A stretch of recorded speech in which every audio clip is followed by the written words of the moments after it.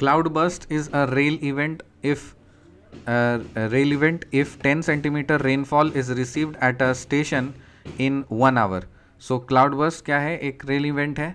अगर मान लीजिए 10 सेंटीमीटर रेनफॉल होता है एट अ स्टेशन, किसी भी स्टेशन में, इन 1 आवर, 1 घंटे में अगर 10 सेंटीमीटर रेनफॉल अगर हो जाता है ना, तो हम उसको बोलते हैं क्लाउड बर्स्ट हुआ है. सो cloud burst is a rail event if 10 centimeter rainfall is received at a station in 1 hour. Cloudburst is a rail event if 10 centimeter rainfall is received at a station in 1 hour. 1 our में अगर 10 centimetre rainfall होता है तो हम उसको बोलते हैं cloud burst. IMD का फुल फॉर्म है इंडियन मीटियोरोलॉजिकल डिपार्टमेंट. कब इस्टेब्लिश हुआ था? 1875 में.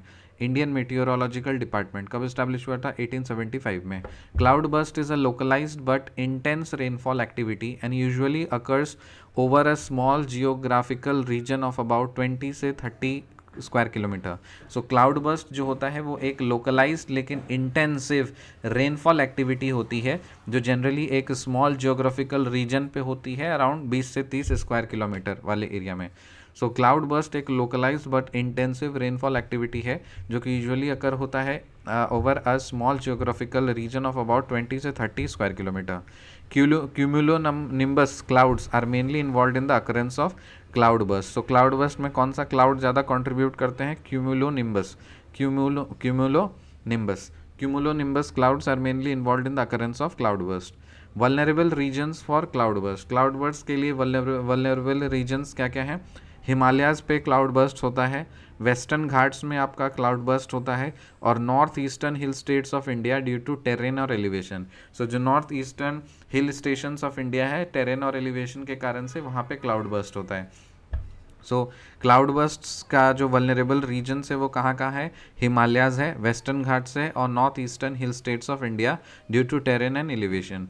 Do cloud burst occur at plains? क्या क्लाउड बर्स्ट प्लेन्स में अकर होता है? हाँ, बिल्कुल होता है, ये याद रखिए.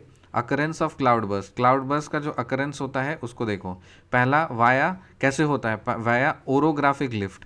एक तरीका है ओरोग्राफिक लिफ्ट से, और दूसरा होता है rain fails to fall down in a steady shower.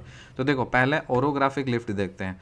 When an air mass is forced from a low elevation to a higher elevation as it moves over rising terrain. तो orographic lift से जो अगर air mass को suppose lower elevation से हम force करके higher elevation तक पहुंचाएंगे तो वो रह पाएगा? वो तो भारी है, तो नीचे गिरेगा. ठीक है, तो वो जो राइजिंग टेरेन के कारण से as it moves over the rising terrain, तो राइजिंग टेरेन से ऊपर जाएगा, लेकिन वो तो ऊपर मतलब भारी है ना, तो ऊपर जा करके तो ज़्यादा टाइम तक नहीं रह पाएगा, गिर जाएगा फटाक से. तो वहाँ पे क्लाउड बर्स्ट हो गया. तो ओरोग्राफिक लिफ्ट है जो आपका एयर मास जो है उसको हम अगर फोर्स करते हैं लोअर एलिवेशन से हायर एलिवेशन पे पहुँचाते हैं तो वो क्या होता है? It moves over the rising terrain. दूसरा, rain fails to fall down in a steady shower. तो जो रेन है ना वो स्टेडी शावर, स्टेडी मतलब विथ रिस्पेक्ट टू टाइम, मतलब कांस्टेंट टाइम में स्टेडी शावर मतलब समझ रहे हो यूनिफॉर्म स्पीड से या यूनिफॉर्म टाइम से, मतलब स्टेडीली कांस्टेंट होकर के नहीं गिर पा रहा है. ठीक है, तो जम जा रहा है. So causes excessive condensation in the clouds as new drops form and old drops are pushed back into by the updraft. तो देखो यहाँ पे अगर कांस्टेंट स्टेडी शावर अगर नहीं होगा, मतलब कंटिन्यूसली अगर बारिश हो रही है तो फिर वहाँ पे क्लाउड बर्स्ट नहीं होगा. लेकिन अगर मान लीजिए काफ़ी ज़्यादा स्टेडी शावर नहीं हो रहा है वहाँ पे और एक्सेसिव कंडेंसेशन अगर हो जा रहा है ना क्लाउड्स में, तो वहाँ पे जो नया नया ड्रॉप्स बन रहा है वो वहीं पर रह जा रहा है. ओल्ड ड्रॉप्स जो है वो उसको पुश कर दे रहा है. जो नया ड्रॉप्स बन रहा है वो पुराने ड्रॉप्स को पुश करेगा. ठीक है, into it by the updraft, तो वही फिर से गिर जाएगा नीचे. तो दो तरह से क्लाउड बर्स्ट होता है, एक तो ओरोग्राफिक लिफ्ट से, और दूसरा जो स्टेडी शावर नहीं हो पाता है, रेन फेल कर देता है नीचे गिरने में ड्यू टू स्टेडी शावर. बारिश नहीं हो रही है, स्टेडी शावर नहीं हो रहा है, जिसके कारण से ऊपर में एक्सेसिव कंडेंसेशन हो जाता है, जो कि ओल्ड ड्रॉप्स है वो पुश हो जाता है न्यू ड्रॉप्स के द्वारा.